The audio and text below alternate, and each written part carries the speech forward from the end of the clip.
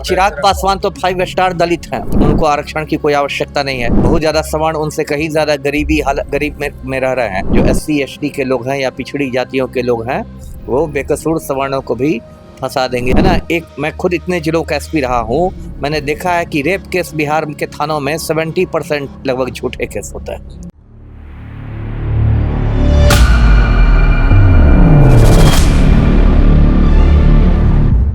देश में UGC के नए नियमों का विरोध हो रहा है। जंतर मंतर पर आरक्षण विरोध चल रहा है और सोशल मीडिया पर अगड़ा बनाम पिछड़ा बहुत तुल पकड़े हुए है।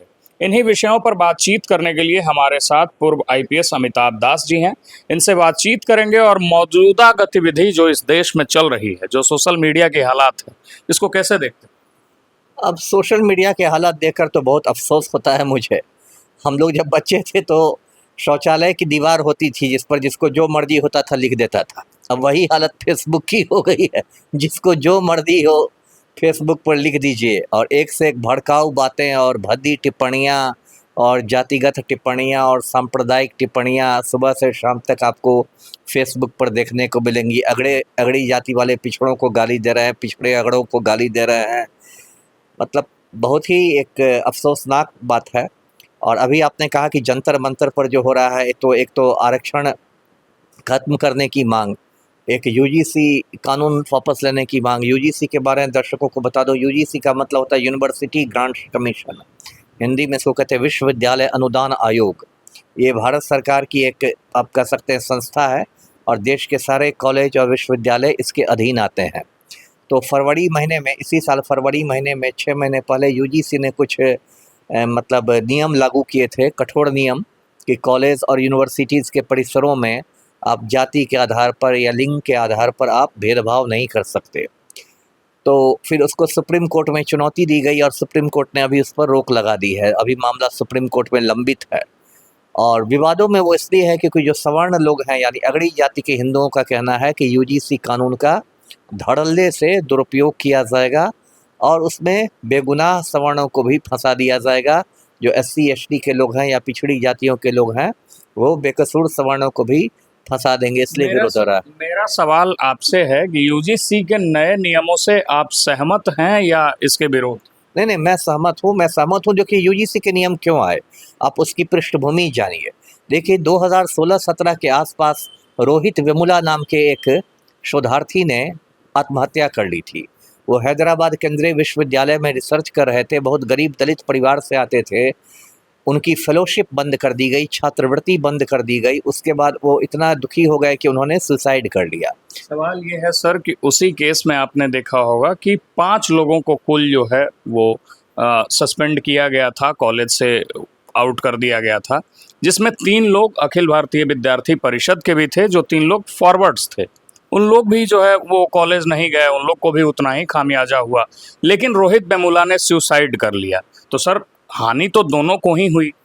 नहीं, सही, मैं ये नहीं कह रहा कि सवर्ण लोगों के साथ ये, देखिए स्पष्ट बात यह है कि रोहित वेमुला मामले और फिर महाराष्ट्र में भी एक मेडिकल कॉलेज में एक आदिवासी लड़की थी, उसके साथ भी इतना टॉर्चर हुआ कि उसने भी सुसाइड किया। उसके बाद ये पूरा मामला सुप्रीम कोर्ट में गया था, जनहित याचिका हुई थी, PIL।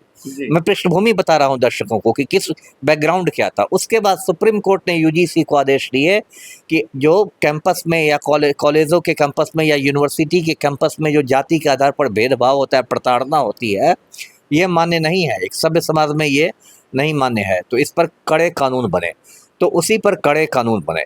अब इसके विरोधियों का कहना है कि इसका दुरुपयोग होगा, तो उसमें मेरा ये कहना है कि दुनिया में हर कानून का दुरुपयोग हो सकता है ना। मैं खुद इतने जिलों का SP रहा हूँ, मैंने देखा है कि रेप केस बिहार के थानों में 70% लगभग झूठे केस होता है।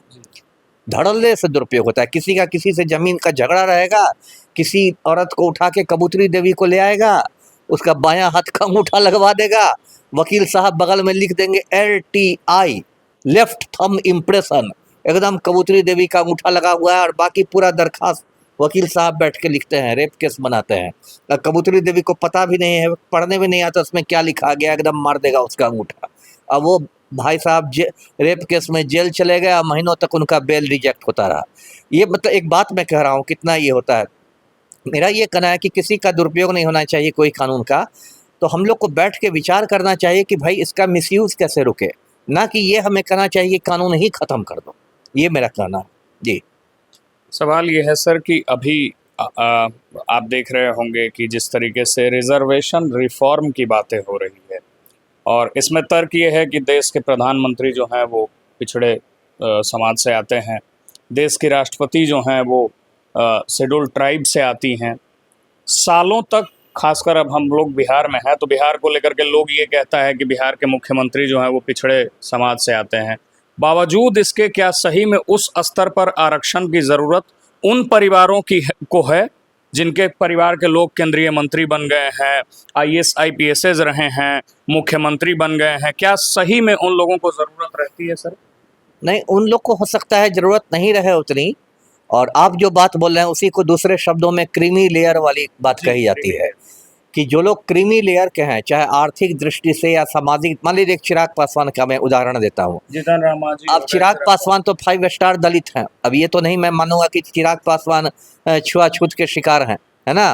वो तो एकदम सीधे हेलीकॉप्टर में उतरते हैं, कंगना रनौत के साथ गाना भी गाते हैं, नाचते भी हैं, और 5 स्टार दलित हैं।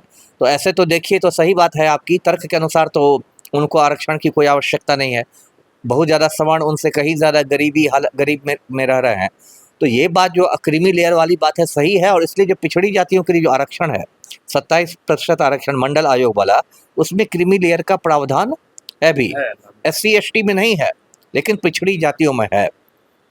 तो यहाँ इस पर सरकार विचार कर सकती है कि जैसे पिछड़ी जातियों में क्रीमी लेयर का प्रावधान है, वैसे ही प्रावधान SC ST में हो, वो बात है। लेकिन ये जो विरोधी लोग जो कहते हैं, जंतर मंतर में जैसे लोग आए थे कि बिल्कुल ख़त्म कर दो आरक्षण, ये बात तो गलत है ना, ये तो गलत बात है।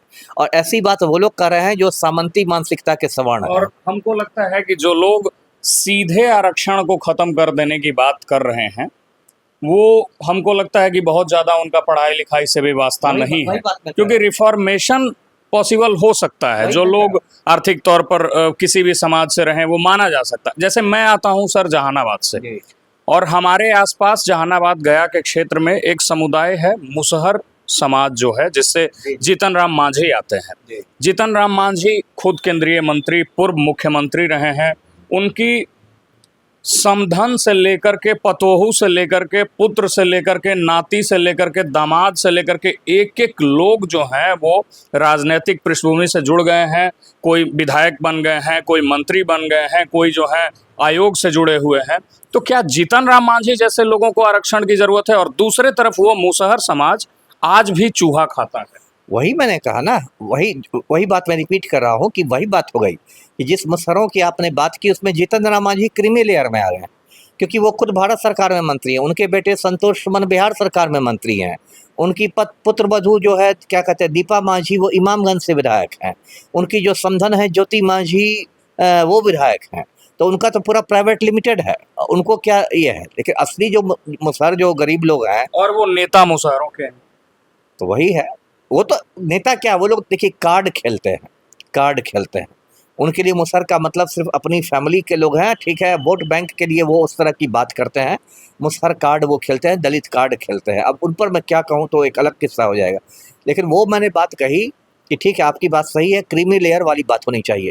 लेकिन जंतर मंतर पर जिस तरह के लोग विरोधी नजर आए, वो लोग तो मुझे लगे कि करणी सेनात, रणवीर सेना, इन लोग के लोग जो बिल्कुल एकदम सामंती लोग होते हैं, जिनके दिमाग में पूरा दलितों के प्रति एक नफरत का जहर भरा रहता है, और एकदम सामंती मध्ययुगीन लोग जो रहते हैं, जो चाहते हैं कि बराबरी मिले ही नहीं, उस तरीके के लोग थे जी। चलिए, तो हमारे साथ अमिताभ दास जी थे। ये किसी भी विषय पर, किसी भी बिंदुओं पर खुलकर अपने विचार रखते हैं। मेरा नाम रमनिक राज है, आप देख रहे हैं वॉच न्यूज़। बहुत बहुत धन्यवाद।